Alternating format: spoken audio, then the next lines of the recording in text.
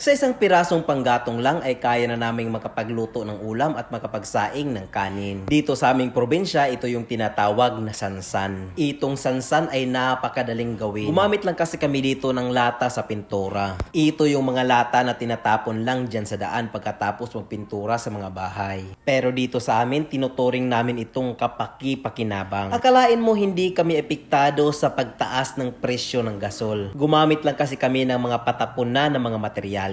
And speaking of patapon, meron din kasi kaming sekretong nilagay dyan bago yan nag-apoy ng ganyan kalakas. At ito yung tinatawag na sawdust. Itong sawdust ay mga waste product mula sa mga furnitures. At dito sa amin kumukuha kami doon sa tinatawag sa amin na bansuhan. Marami sa amin dito mga sawdust na tinatapon lang. At syempre pwede rin yung mga kinakain ng mga planer. At sa paglagay ng mga sansan o yung sawdust ay gumamit din kami ng botelya or yung tinatawag na lungnik. Ito kasi yung nagsilbing butas para daanan ng apoy mula doon sa panggatong na ating nilagay. Ilagay lang natin sa pinakagitna yung lungnik bottle para naman lagyan natin ng mga sawdust dyan sa gilid. At yung katagalan sa pag-apoy ay nakadepende yan sa compression at gaano kadami yung nilagay na mga sawdust. And based on my experience ay umaabot ang apoy nito hanggang sa 1.5 oras. At sa pag-consume naman ng sawdust, ang 3 malaking sako na sawdust ay umaabot sa amin ng 1 buwan. Ganyan katipid itong aming sansan. Pagkatapos nating lagyan ng sawdust ay bunutin na natin yung nilagay natin na lungnik bottle. At bago pa natin tuluyang bunutin ay lagyan natin muna yung butas ng ating lata. Dito kasi natin ilagay yung 1 pirasong panggatong para naman umapoy yung ating ginawang sansan. Bali ganito na yung hitsura na hindi natatapon yung mga sawdust dahil sa kompresyon na ating ginawa. At sa pagpaapoy naman ay napakadali lang natin itong gawin. Gagamit lang tayo dito ng mga karton na tinapon na sa mga tindahan. At pagkatapos ay ilagay natin dyan sa gitna o butas na ating ginawa. Hindi na natin kailangang maglagay pa ng gasolina o krudo para lang aapoy yung ating ginawang sansan. Basta masunog lang yung karton ay tuluyan na yang mag-apoy at pwede nating ilagay yung ating kaldero. Pero lagyan muna natin ng patungan o yung ginagamit mismo sa mga gas stove.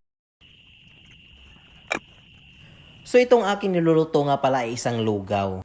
At alam naman natin na ang lugaw ay maraming sabaw o tubig. At syempre sa pagluto nito ay kailangan ng pangmatagalang pag-init. Kung balak naman nating magluto ng dalawang klase like ulam at sinaing ay kailangan muna nating magluto ng ulam bago yung pagsaing. Sa pagsaing kasi kapag malapit na itong matapos o maluto ay kailangan ng napakahinang apoy. At para naman humina yung apoy ay kailangan lang nating tanggalin yung 1 pirasong panggatong. At yung init na natira ay kaya nang makapagluto o makapagtapos sa pagsaing ng ating kanin. At kahit paiwanan natin dyan na nakapatong dyan sa lata yung ating kaldero ay hindi yan na na-overcook. Pero dahil lugaw yung ating niluluto kaya walang iwanan. At oo nga pala meron din akong matagal nang gustong i-apply o pwede bang ipamalit sa sawdust. At yun ay yung tinatawag na rice hull o mas kilala dito sa amin na tahop ng humay. Marami kasi sa mga probinsya ang may galingan ng bigas.